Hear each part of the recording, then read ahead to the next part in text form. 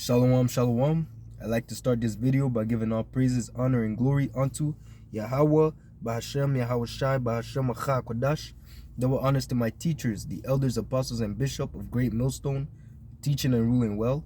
Salutation to the hopeful elect of the house of Israel, the faithful laborers who are pushing forward the word and are keeping the law, statutes, and commandments to the best of their ability. All right. So I'm coming back with a new segment of similitude of the last days. All right, pertaining to Edom and how he will think that after implanting the mark of the beast onto most of the world, he'll think to have as they say on the dollar bill. I don't know how to say it in Latin, but they say on the dollar bill they have a statement which says they crowned our enterprise with success. You see, so in their mind they really think that they're gonna have the whole world under their feet. They're gonna have the whole world subjected unto them, right?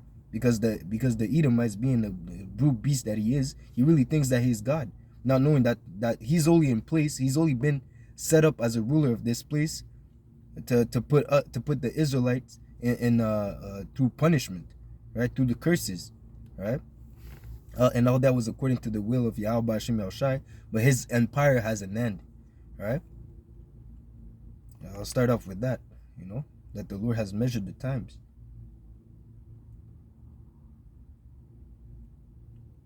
It says here in 2 Ezra 4:37, by measure had he measured the times. And when that word times here, it's not talking about that times, it's talking about rulerships, that time. Okay, the same way that the Babylonian had a time, the Persians had a time, the Greeks had a time, the Romans had their time, and now Edom in this generation, in this kingdom, they have their time. Okay, and it says here, and by number had he numbered the times. So there's a set time and there's a set date. There's a time and a date and a place where Edom's kingdom is going to be destroyed. Okay. And he does not move nor steer them until the said measure be fulfilled, until it's all said and done, until Edom has accomplished what he was purposed to accomplish on this earth. Then will Yahweh Shai come in and destroy this wicked kingdom, right? Take the crown off Edom and push him off the horse, you see, and take his place as the rightful ruler of this earth. It says here in Job 20:22, in the fullness of his sufficiency he shall be in straits, in the fullness of his sufficiency, meaning that in the time where he thinks that he actually accomplished his enterprise, in the time where he actually thinks that he made it, it says here, every hand of the wicked shall come upon him. So the wicked here represents the laborers. It's not really meaning the wicked. It's really those people that are working the day-to-day 9 to 5. These people are going to turn on the elites, mainly because they're gonna hold the riches of the earth. They're gonna hold the food. They're gonna have the food. They're gonna have all the supplies in those times, and they're gonna hold it back for themselves because they cannot be satisfied, right? So it says here, next verse, when he is about to fill his belly, the Most High shall cast the fury of his wrath upon him and shall rain it upon him while he is eating. So at the dinner table, man. So when because when you're sitting at the dinner table, you're comfortable, you're relaxed, your guard is down, you feel safe. In the sense you're good, man. Your guards are not up. All right. So that's why it tells us even that the day of the Lord is gonna come as a thief in the night, even out to those elites. Because right now, when they're sitting at the table, they're actually celebrating. They're thinking that they won. All right. So they're celebrating as if they had a victory. Right, in the fullness of his sufficiency, when he thinks that he actually accomplished what he wanted to do, his new world order. When he thinks that he accomplished his new world order, you see, that's when the Lord is going to step in the scene and make him remember that he's just a man. Okay, let's go into Daniel 4:20, and that goes into that similitude that I was speaking about, pertaining to how, and the similitude is really how Nebuchadnezzar is a great example of what's going to happen to the elite of Edom and the rest of Edom and these other nations as well.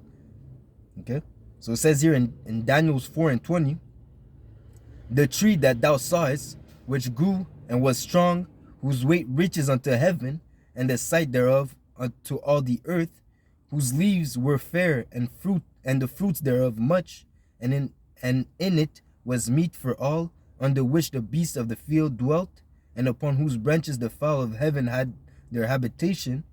It is thou, O king, thou art grown and become strong. You see, and that represents that green bay tree. I have seen the wicked rise up as a green bay tree. You see, covering, and they're covering the whole earth with the shadow of their ways. You see, the Babylonian juice is all over the world. It's spread out. You see, and it tells us that tree, that the tree and the side of the tree thereof was upon all the earth. Okay, it says here, it is thou, O king, thou art grown and become strong, and for thy greatness is grown and reaches unto heaven, and thy dominion to the end of the earth. Yeah, the earth was given unto the hands of the wicked. See, and at that time Daniel was talking about Nebuchadnezzar, but now in this time we can replace Nebuchadnezzar with the elites of the world, the bankers. You see, they rule everything, man. You see, and whereas the king saw a watcher and an holy one coming down from heaven, and saying, hew the tree down and destroy it, yet leave the stub of the root thereof in the earth, even with a band of iron and brass, and in tender grass of the field, and let it be wet with the dew of heaven, and let his portion be with the beasts of the field, till 7 times pass it over him. This is an interpretation, O king, and this is the decree of the Most High. This is the decree of the Most High. Again, in the fullness of his sufficiency, he will be in straight. That is the decree of the Most High. The Most High is allowing Edom to move on with his wickedness, just so at the end, when his wickedness has come to an end, you know, when he has reached the limit when he reaches unto heaven, you see, as Sodom and Gomorrah, that's when the Lord is going to step down and destroy this place. Okay, so it says here, this is the interpretation, O king, and this is the decree of the Most High, which is come upon my lord the king, that they shall drive them, so like it, that they shall drive thee from men, and thy dwelling shall be with the beasts of the field, and they shall make thee to eat grass as oxen, and they shall wet thee with the dew of heaven, and 7 times shall pass over thee, till thou know that the Most High ruleth in the kingdom of man, and giveth it to whosoever he will. Okay, and at that time the Lord is going to give it back to Yasha Allah. And again, we're going to come back as at the time when Yahushua comes back, we're also going to be transformed. In the blinking and the twinkling of an eye, we're going to be changed from this carnal and corruptible body. We're going to be changed into an immortal body. Okay, a reason why our kingdom is going to be perpetual. We're going to have spiritual powers. We're going to be on a total different level.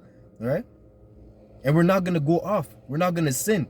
Right, that's why our kingdom is going to be an everlasting kingdom. We're gonna rule forevermore. Okay. So it says here, the king spake, Salakia.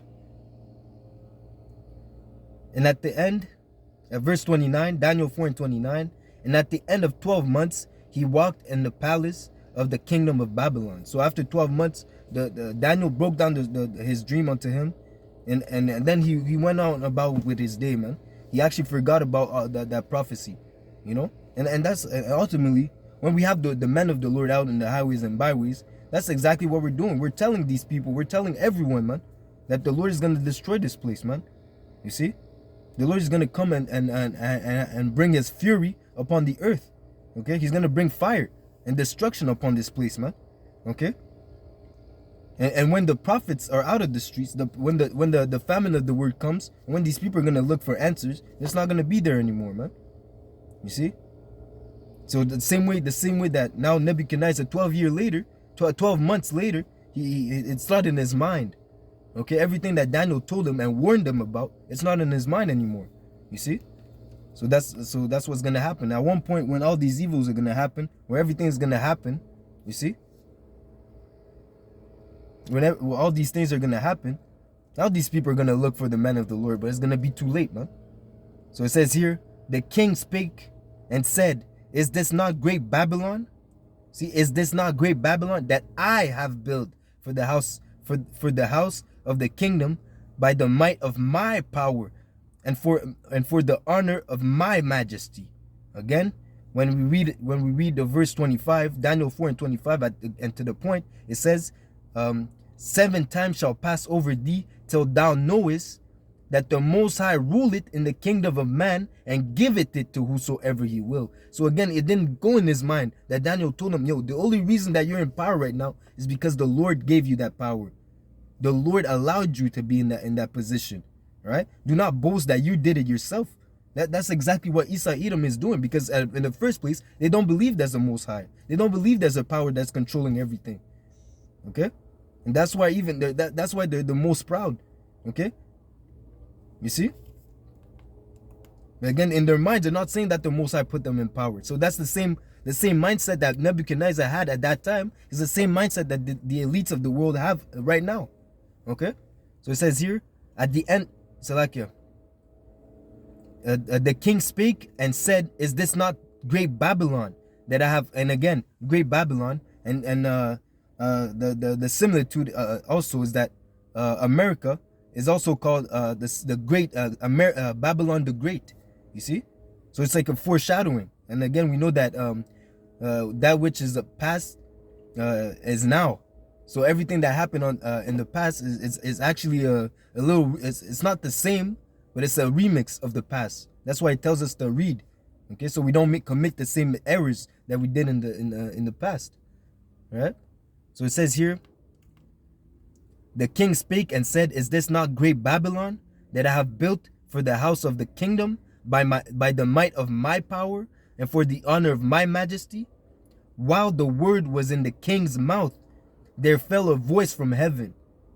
As soon as he's in the fullness of his sufficiency, he's looking at his kingdom like, whoa, look at all that I did.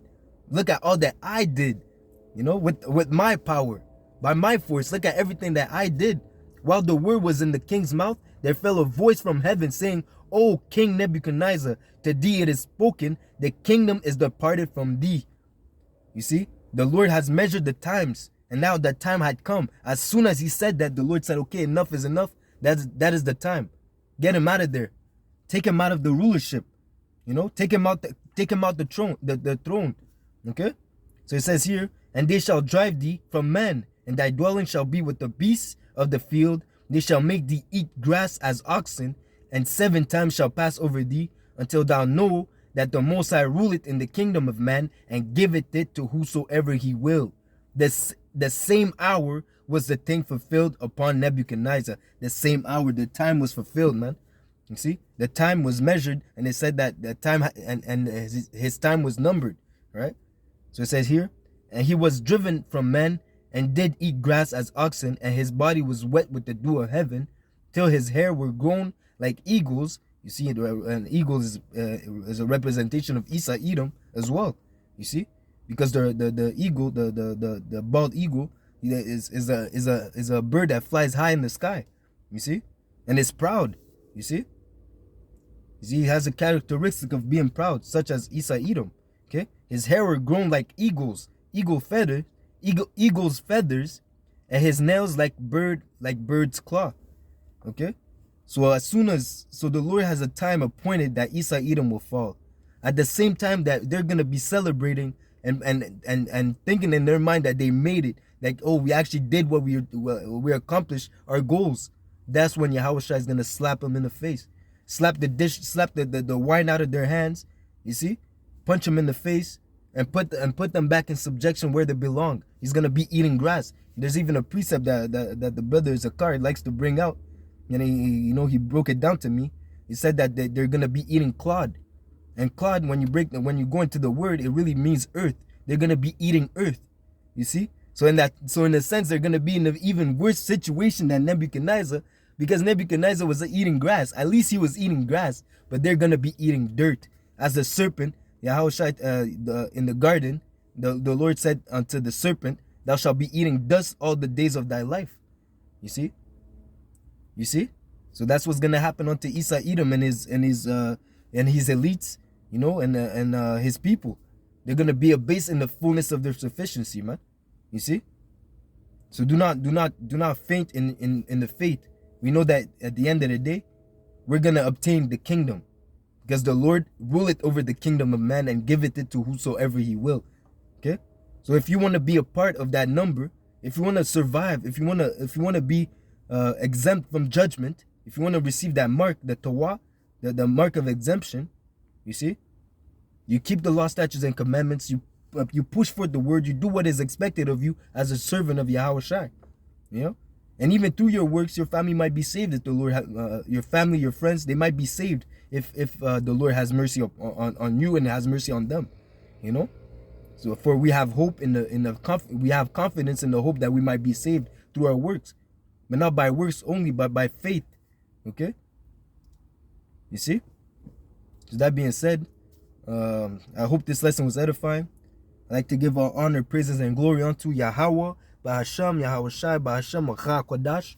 Double honors to my teachers, the elders, apostles, and bishop of Great Millstone, teaching and ruling well. Salutation to the hopeful elect, the faithful laborers who are pushing for the word, keeping the law, statutes, and commandments, and will endure until the end. All right? So that being said, Shalom, Shalom, Shalom, DTA, Ababa, Kwame Ashala, soon. Shalom.